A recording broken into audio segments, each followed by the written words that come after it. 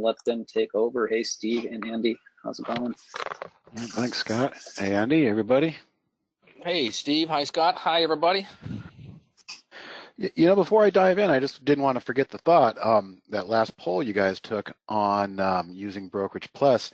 It is a pretty fantastic tool. Andy and I both use it to mirror our 401k account that we can trade individual stocks on is a disaster. It's an absolute train wreck trying to trade or even manage your positions through there.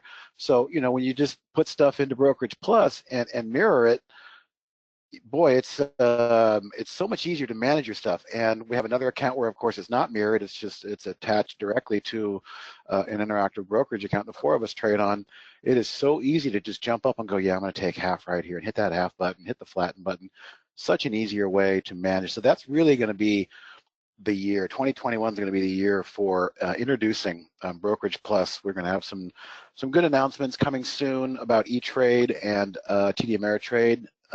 Incorporating our technology. It's going to make people a lot more efficient in managing their portfolio. So I just didn't want to miss that opportunity to kind of weigh in on the benefit. And I'm glad to hear that Scott is saying the poll is showing and indicating that, because you guys are correct. All right, as people continue to file in here, we'll go through the normal disclaimer slides, especially the first one, the lawyer slide, reminding everybody that we're a software as a subscription company, and Andy and I are two employees, but we also trade our own accounts and we have our own opinions, and they should not be ever construed as official financial advice. So there you have it.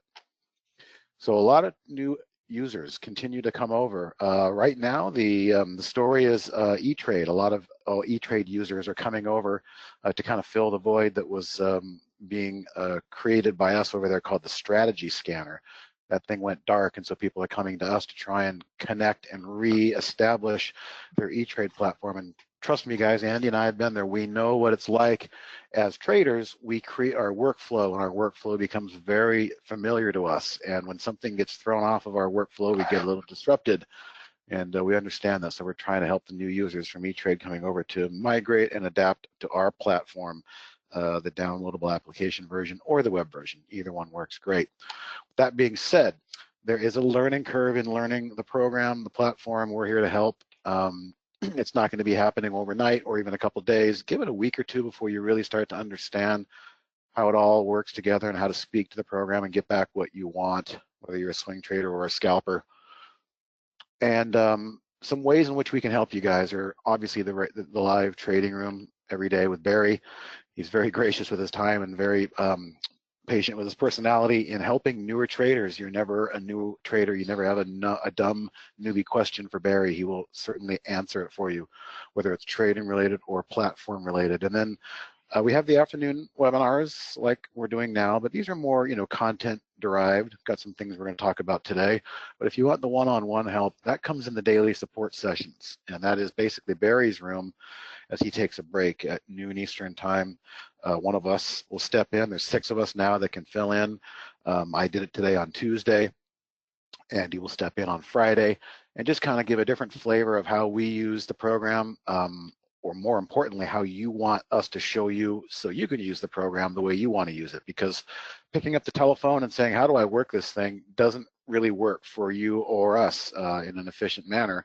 We like to make ourselves available once a day for an hour. And this is how you get there. trade-ideas.com/live is the redirect. It'll take you to the YouTube feed, and you just use the Q&A, the chat box, and we will get through and answer every question and share links and go over strategies and configurations to help you get what you're looking for. So every 24 hours, we're making ourselves available for you for that. All right, so we'll get into it here for today's content. Just a reminder, the intro slide, humans and machine got to work together. Humans need the machine to curate the data, but the machines aren't very good at managing the curated data. That's where the human being can pick up on the nuances as they change in real time. So they work together really well, and that's a great transition for the program today. The Trade Ideas platform is a great complementary source to help you guys curate the stuff that you want to see, and then you take it from there for sure. All right, market recap is what we'll start with. Andy will have some thoughts on what the AI talked about, or AI was signaling today. Trade of the week, I have thoughts on the last couple of weeks, the things to talk about there. And then in doing the noon session today and other days, and just in general, we get a feel for people saying, all right, those are cool scans you've got, especially the A table I'm talking about, and we're going to talk about, since we've derived a lot of the trade of the weeks from the A table scan that I created. People like to know, well, there's a lot of symbols in there. How do you know which ones to focus on and which one to zero in on? Well, we're going to do that today, because I think that's a very valuable question, and we can certainly do that. And I've got a little game we're going to play. It's almost going to be a quiz. We're going to go through and see what I do like, and then we're going to look at a few stock charts and see if you guys can agree on the ones that stand out after we do a little bit. All right, so that being said, let's just go right into the market recap portion here. With you yesterday in Jamie's room. Not much has really changed from what I said yesterday in Jamie's webinar and the market recap. We're just kind of chopping around up here in clean air for the most part, meaning we're above all the moving averages. Every dip seems to be bought, but every attempt to move higher seems to be quashed as well. So we're just kind of gyrating in a sideways action, which is not a bad thing, especially if you're bullish, and the major trend coming into that has been up, meaning the continuations of these types of patterns are usually in the same direction as the general trend. We'll see how that resolves. So again, there's not much really to say. It's just been kind of a lot of back and forth lately. And let's go over to the NASDAQ, because I did touch on something over there yesterday. Same kind of thing, a little different look though. And remember, the NASDAQ, the Qs have been our leadership index the entire year. It's just the way it's been. NASDAQ has extremely outperformed any other thing out there. So this is not a bad looking chart as well. Nice push higher, and then a lot of backwards filling and bouncing off that 20-day moving average. But there's one little thing that's under the surface. Maybe Andy didn't even realize I saw this, but you guys remember I talked about that 5-day average as viewed on a 15-minute chart. Have you seen this yet, Andy? Look at that. Look at all these correlations here. So Yeah, I see that. what that is, let me just put this in here in case somebody wants to modify their trade ideas chart. We go to indicators, and we can see that I'm using my 10 SMA, which I talk about ad nauseum, but I've also got this 130 period in there. I threw 130 on my 15-minute chart, and what that does is it smooths out 130 candles, which is the exact number of candles for 5 days. Brian Shannon taught me this before he ventured back off into anchored VWAP. This was one of his staples. But look at the correlations here. And what I'm going to suggest is this line merely suggests who has the upper hand in the moment. It doesn't mean the trend has changed. It doesn't mean it's get bullish. It doesn't mean get bearish. It just means to me, in the moment, who has the upper hand. So back here, you saw the price could not get back above that line. For whatever reason, the sellers kind of had the upper hand there. And then I believe this was Thursday, we blasted through that. And then we came back down, and lo and behold, yesterday at the close, we found some support. Today at the open, we found some support, some continued support before the lunchtime period. Then we had a little downdraft here, and then look, this is like a pivot line again, then it turned into resistance again. So what I'm getting at is it's a lot of back and forth, but you know, always looking for cues as to who's got the upper hand in the moment. I just thought it was interesting that the NASDAQ, and it still is right here after hours, really tried to get back and reclaim that line, but they couldn't. So the NASDAQ went out today with the sellers just having a bit of the upper hand for the moment. And that's it. There's nothing more to be taken from that. It's just an observation and an opportunity for me to show you guys how that 130 line, the 5-day moving average, as viewed through a 15-minute chart, can kind of come into perspective sometimes. Wouldn't that work on individual stocks? It would work on individual stocks, without a doubt. Any individual stock I have, we can put that in there. We're going to see when we start to look at some of these things on that chart that they are there.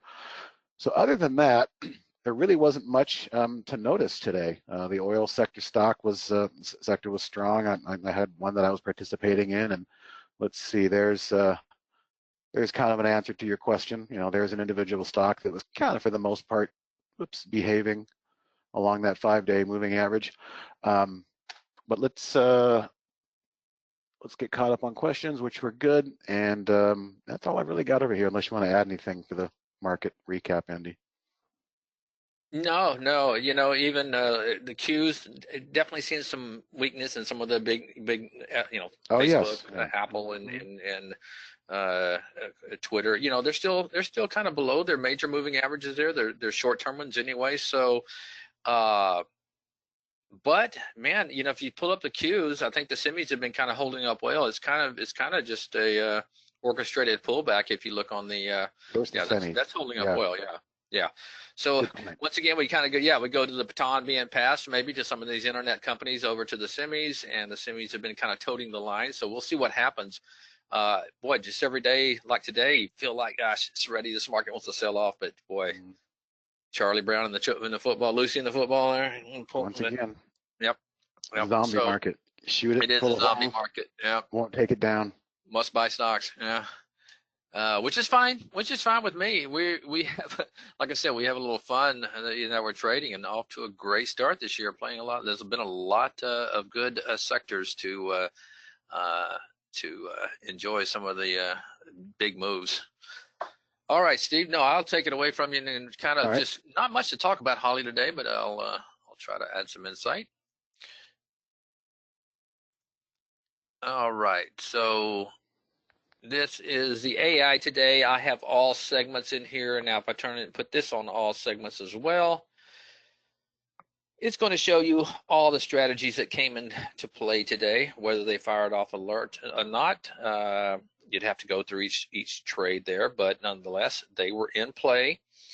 And you can see there in conservative profit, which was the best one today. It was pretty much a flat day, and all you have to do is kind of look at the conservative profit here, and you look at the first 4 or 5 winners, and then you take the 4 or 5 losers there, and you can see why this was pretty much a flat day. This IRIX did okay, and I'll talk about that one in a minute. You had to be quick on that. That was a target hit, but that was a fast mover. Didn't hold up well. I noticed too, the one thing I do want to pop out, Holly, she gets these setups that are statistically kind of weighted in her favor. And the reason I say that, because they've been back tested each, night, and you see the winning percentage and you see the profit factor. So you're kind of the house going to this, you got the advantage over the poker player coming to your house, but still she's subjective to market. And I was looking at a lot of shorts. Got a lot of shorts that were called today, and in the early going, looked like, wow, could come in play with the kind of dive that the Qs and the spies took in the early going.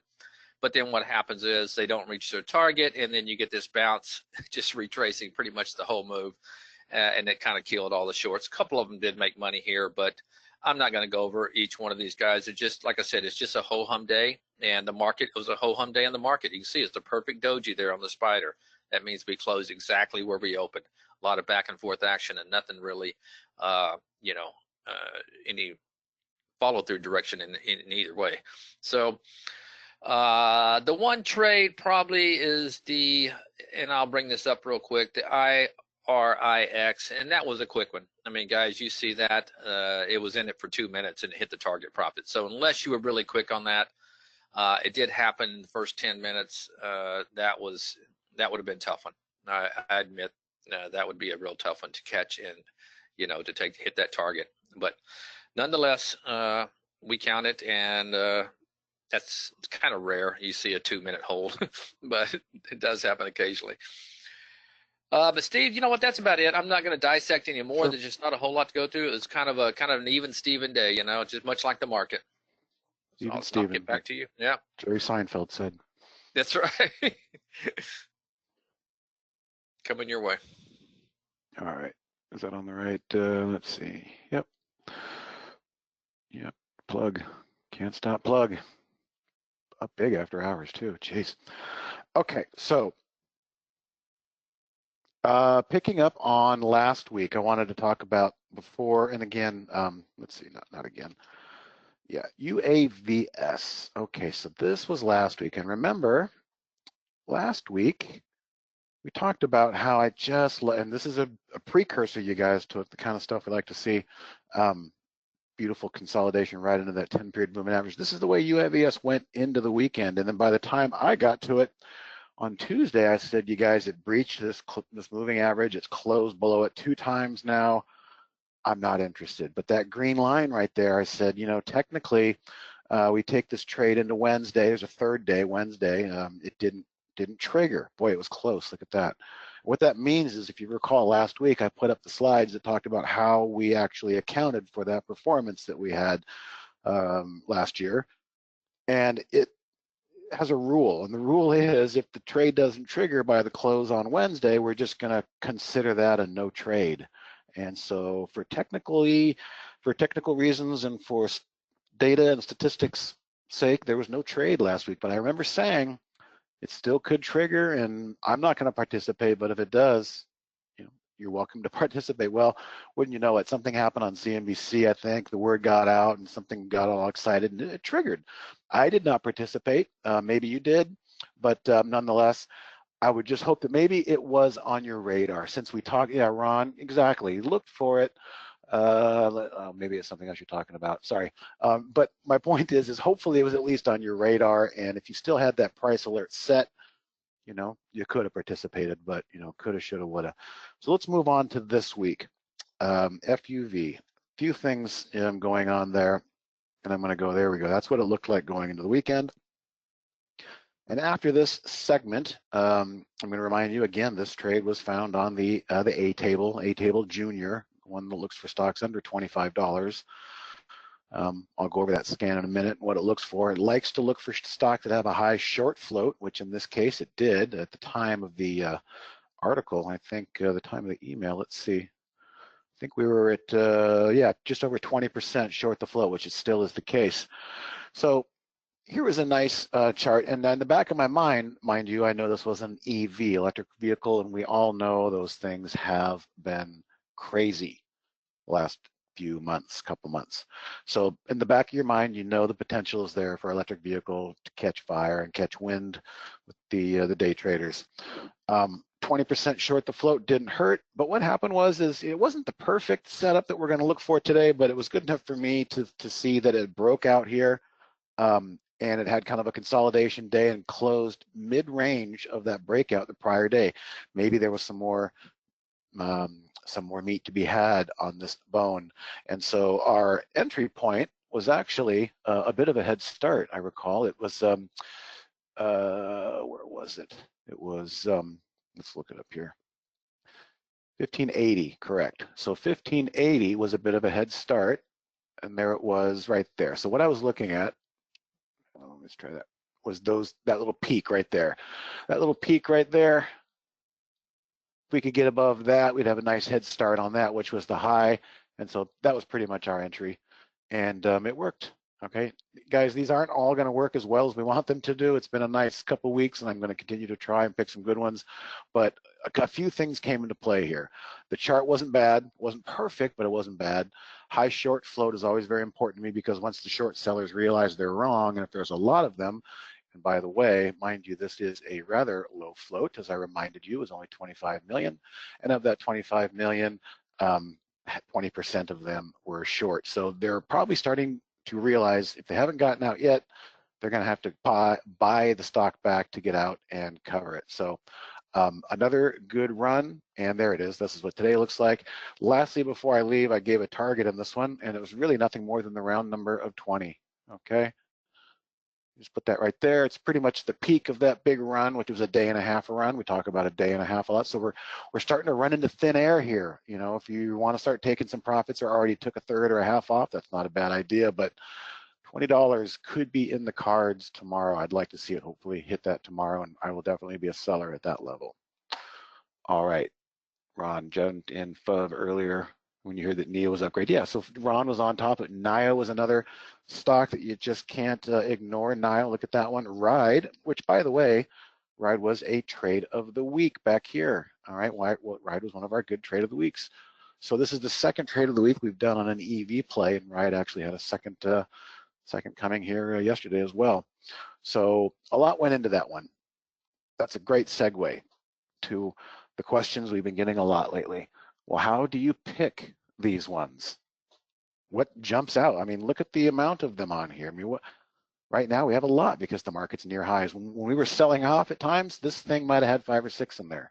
Right now, these make hay while the sun shines, I guess they say. So how do you, Steve, go through this giant list and pull out things that you like? Well, just because they're on this list doesn't mean they're ready to buy. All that I'm looking for, and there's really not much, just a couple things, all right?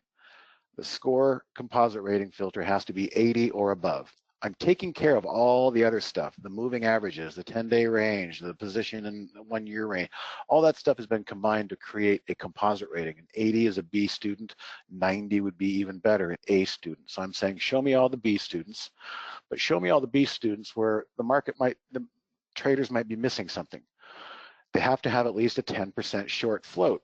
And the higher the short float they have, the darker they're going to appear up near the top of my screen. So I can start to see where the cream of the crop is. That's why we call it a top list. The items of interest will move to the top of that list. So here's what we're going to do. We're going to, first off, we're going to start by looking at a few things. I've made a list of ideas here just so I'm not going to be caught off guard.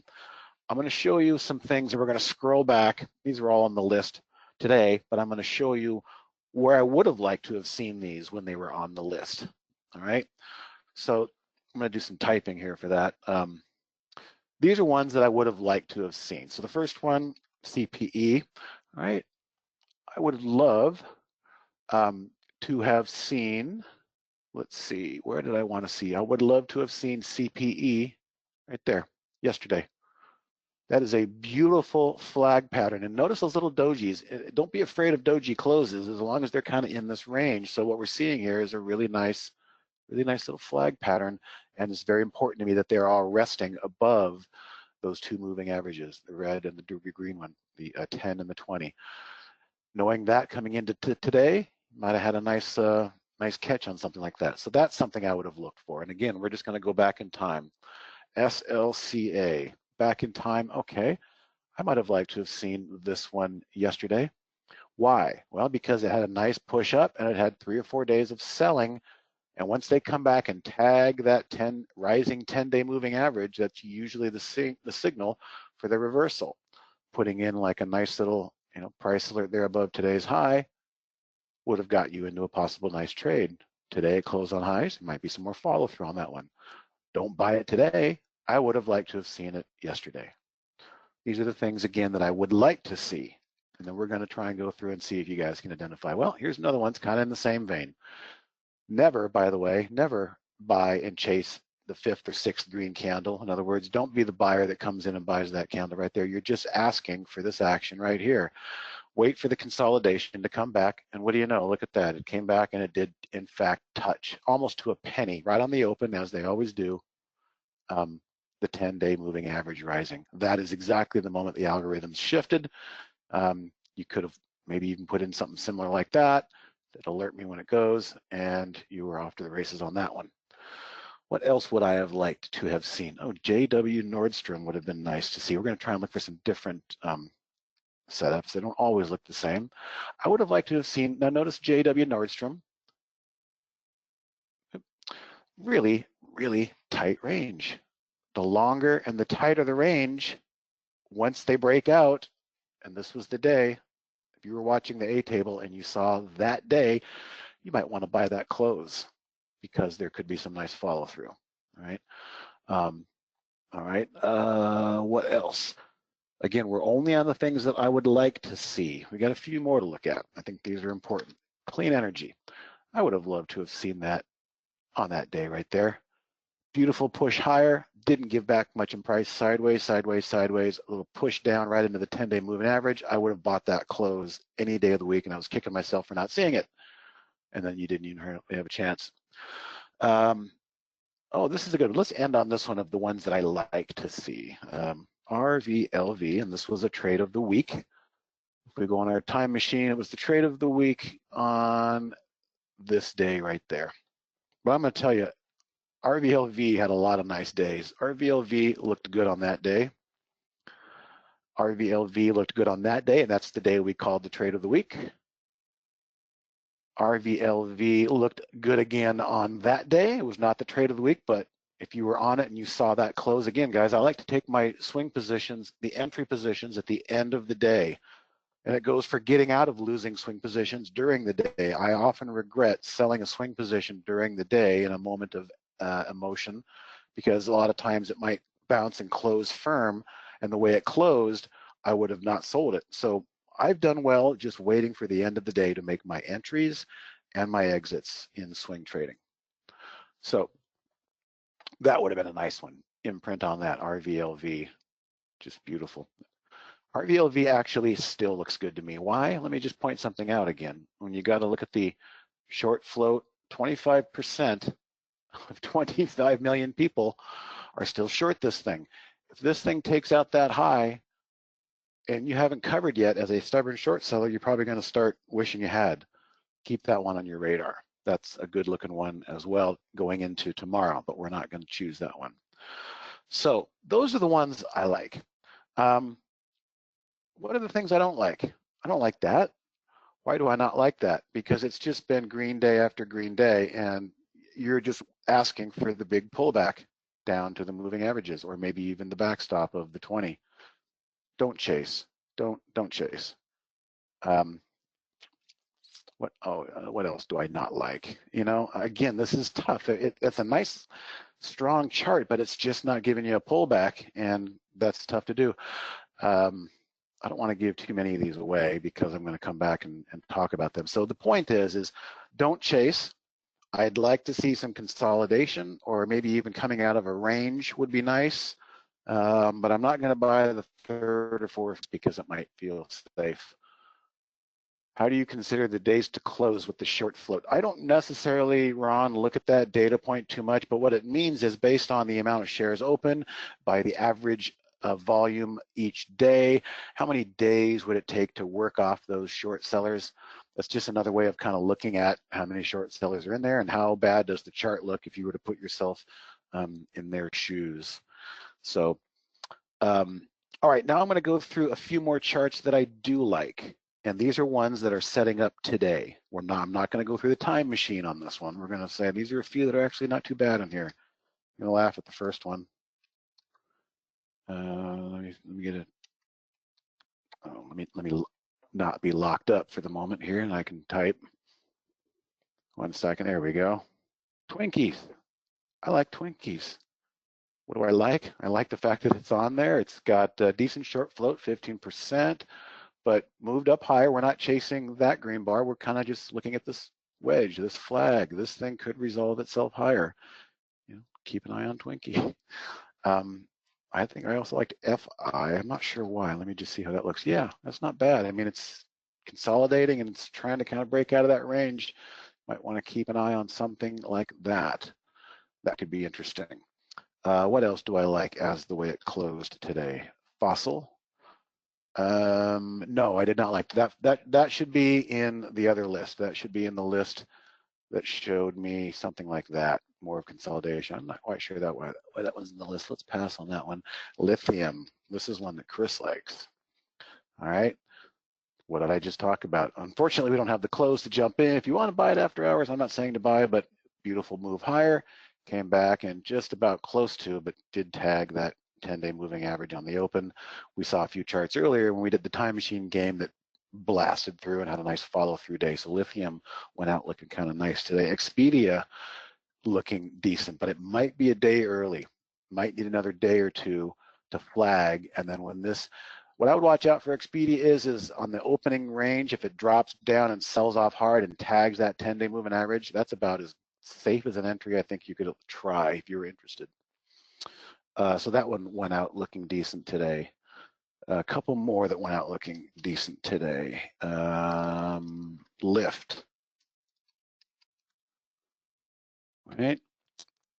Might be trying to break through that range. We'll see. The only thing I don't like about that one is the 2 green candles, but it might have, look at how it went down here, probably faked everybody out down there below that blue line, ran the stops, and then proceeds to push higher. So if it can break out of that range, probably not a bad deal over there in Lyft.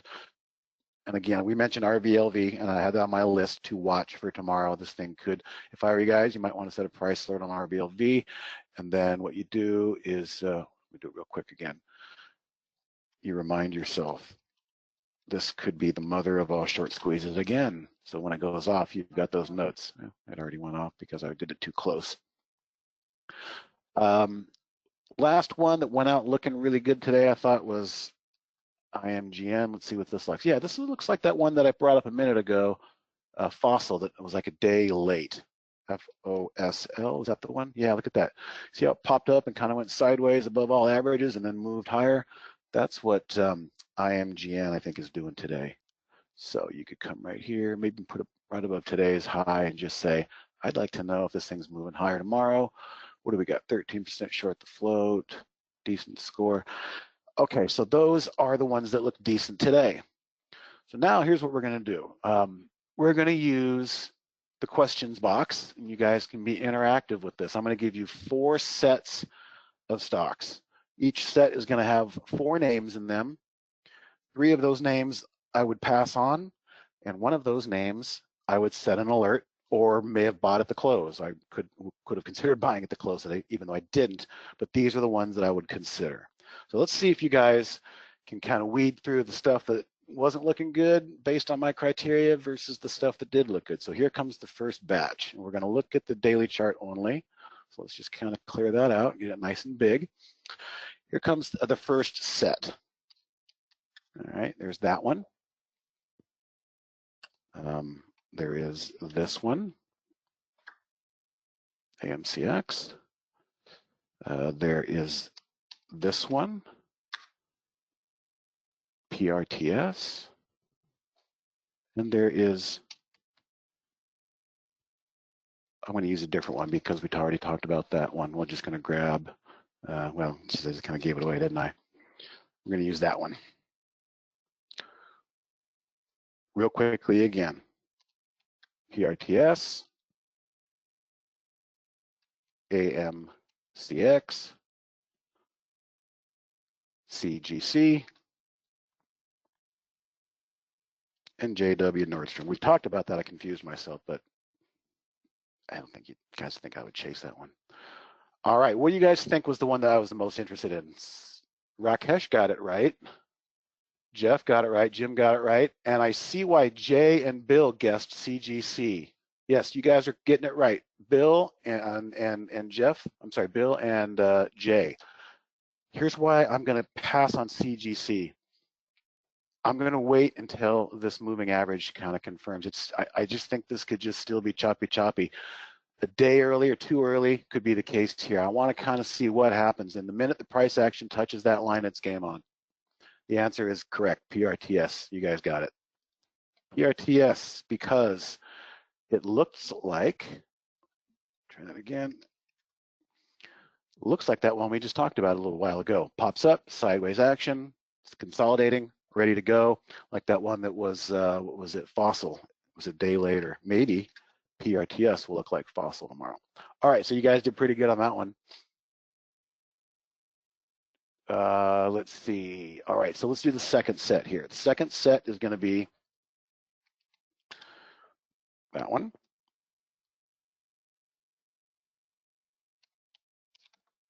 DDD, MDLA,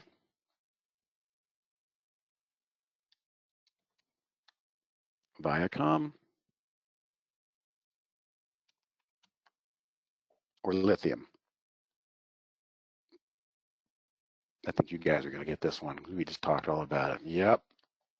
Oh, Viacom. Let's see why somebody might have guessed Viacom. Viacom is just a bit of a chase for me, especially with that wicking topping candle up there. So much distance between these two. You don't want to be the guy buying that one up there.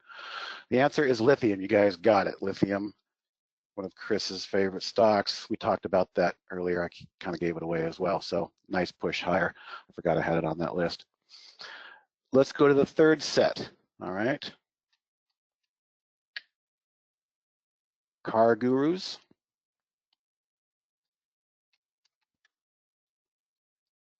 Signet Jewelers. Wayfair. MTDR. You guys are fast now. That is Correct. If you guessed Cargill, you're doing it good. MTDR. What did somebody guess MTDR? Let's take a look and see. MTDR is just like that last one we looked at, Viacom. It just ran a bit too much already. There's just too much space. Too much space. Yes, that was a nice consolidation, but I want to see that consolidation happen down here. You know when I really wanted to see MTDR? Right there. That's when I'd love to see MTDR.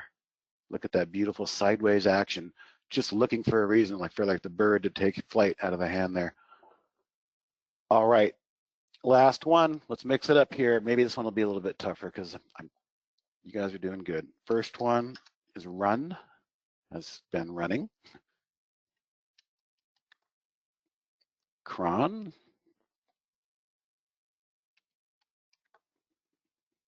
SBGI. Or Levi's.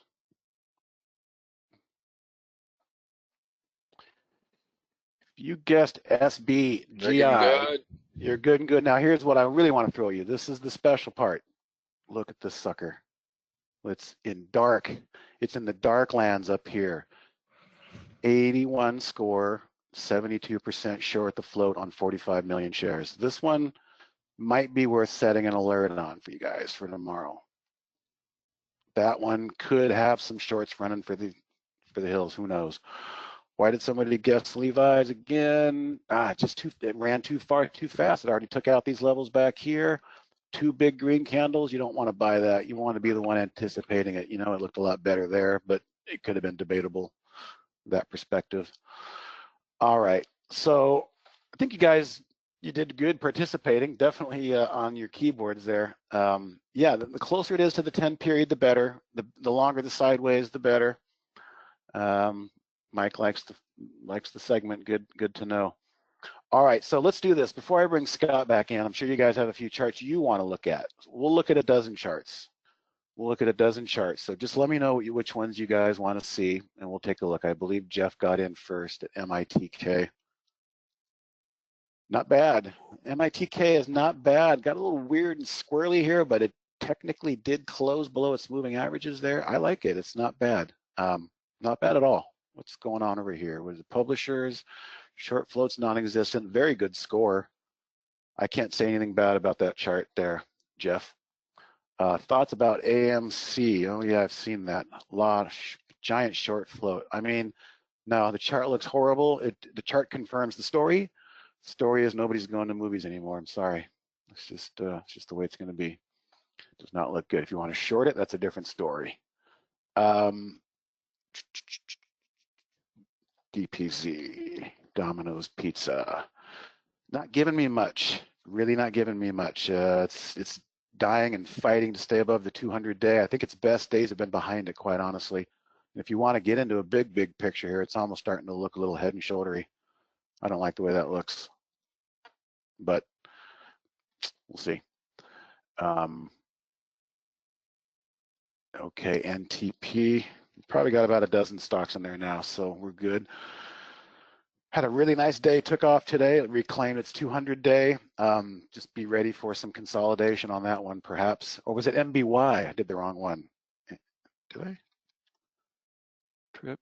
No, NTP, I did it correct. Okay, VIX. Somebody's asking about the VIX. I am in the VIX just for a little bit of a hedge in another account, but you can't look at the VIX. You can't look at the chart of a VIX and you really can't make anything out. ETFs like this have decay. They decay every evening and open the next day a little bit weaker. It's just the way it is. I'll tell you this, if you're looking to hedge your bets and buy some insurance, if you think the market's going to do something goofy, it's not a bad call. I actually have some in another account. Now we get to NBY. Big explosive move today. Might have some follow through tomorrow, a little bit lower after hours. Definitely wouldn't buy it here, but look for consolidation after that big move, and hopefully the more it holds up, the better. OEG. Great move if you've been in it. Take note of how the 10 period played a big role, those 3 days right there, but it's pretty overbought here, pretty parabolic. I'd be taking profits if you got them. I definitely wouldn't be buying at these levels. Okay, the score, what the score indicate? The score doesn't indicate anything for shorts. The score indicates how strong it is for a long. The short float indicates how many people are in there holding short squeezes or holding short positions. My sell price in FUD is 20. That's what I would like to get, 20. GSAT as a chart to look at. Wow, giant move today, good follow through after market, obviously news. Probably going to see some follow through tomorrow. You start looking left and seeing where the resistance is. That looks like a pivot right there, 102. I'd keep an eye on that 102 level. Couple more, then we'll be out of here. Let's see, BB. Not bad. BlackBerry, huh? People still use those? Well, doesn't look bad, but it's could be setting up for some sideways action and then a move higher. We'll see. A low float on ALRM. Yes, it is, and that doesn't look bad, actually. It's almost like they can't get this thing to pull back. Low float 42, not too bad. 15% still short. You could definitely put an alert on there and try to participate tomorrow if it did something. Is it BT once or BT twice? Looks like BT twice. Really good move. This is what happens when they start to come back to earth. Maybe watch that 20-day moving average in red to see if it picks up some support, but it seems to be still like consolidating in no man's land there. Yes, Score, Tim. Score is a proprietary, we're going to call it a proprietary score. It takes about 10 technical data points and 3 or 4 fundamental data points, debt to cash, things like that, and wraps it all up in a nice, easy score. It's probably most similar to the Investors Business Daily rankings they used to give, except these update in real time, not once a week. All right, we'll do QS as our last chart, and then I will drop some links just because I think people are asking that. QS is our last one. I got to say, it doesn't look that great. It's a new issue. Here's where you lost QS right there. That's the day you lost QS. You can go back in the time machine and say, wow, that thing's looking really good. I'd buy that if I was set up and was buying the story on this. But if I bought that, I'd be selling it the very next day. I locked up again. I'd be selling it the very next day because it closed below that supportive 10-day moving average there. That's the day I would have got out. And you could see probably would have saved me a lot of headache. Down here, you know, you could just keep an eye on that moving average. If you can get this thing to pop back up and close above that moving average, the better. You guys, one more. FTCH. Not bad. Very spiky. Very spiky. Had a big move already too. It's already more than doubled in price. And I think it's under its moving average. I'm not really keen on that one. All right, so somebody said, I hope you include the links. I'm going to include the link here. And I'm going to also, this is the link to the A table. This is where we got all of these scans. I'm going to put this in the chat window. A table, the cloud link. It's there in the chat window for anybody that wants it or doesn't already have it. And that's what we basically derived all of our stuff that we looked at from today. So that's it for me. You got anything you want to add, Andy? He's on mute. I'm all good. No, yeah, I'm sorry. Yeah, nope, I'm all good. I'm all good. All right, Good job. well, yeah, we'll bring in Scott. Go ahead and, you know, JE doesn't look bad, but we'll go ahead and bring in Scott. Got to stop someplace, you guys. All right. It's in the chat window, Chris. It's just click the little triangle that says chat on your GoToWebinar little floating toolbar there. If you click the triangle, it'll open up the chat window. If anybody missed it or you're watching the replay, just email us at info@trade-ideas.com to request the scan and we'll get it to you. All right. Thanks, Scott. All right, yeah, thanks everyone. Couple items on the way out. We have an ebook, really helpful during earnings season. Go ahead and grab that. Just go to tradeideas.com/earnings, and it's got all kinds of helpful strategies in there to help you take advantage of earnings season. It also has some cloud links you can import directly into your layouts. I think you're showing your wrong screen there, Steve. Sorry, Oh, I was trying to get somebody a link, but I will do that after I share my screen for the proper slides. There we go. all right. Okay. There's also a podcast, and we release new episodes periodically. Subscribe to the podcast by searching for Trade Ideas Podcast wherever you go to listen to your pods. And check out the interviews we released last year. We're going to have a new one up fairly soon, I think by the end of the week, or if not over the weekend. And so subscribe, and you can get that delivered directly to your app as soon as it is published. Holly New Year is a code that'll save you 15% off your first month or year of Trade Ideas or upgrade. So grab that code, use it before the end of the month. Today Trader is the handle on Twitter for Steve Gomez. We also have @Trade Ideas and some other ones, so keep an eye out for those. Trade Ideas Pros, the Facebook page to like, and send all your questions to info@trade-ideas.com. Goes to our help desk and gets you the answers you need. So this recording will be up later on tonight or tomorrow, and we'll send you an email from GoToWebinar with a link to the playlist. Thank you, everyone. Thanks, Steve and Andy. Have a good one. All right. See you next time. Thanks, everybody. I'll see you on Thursday.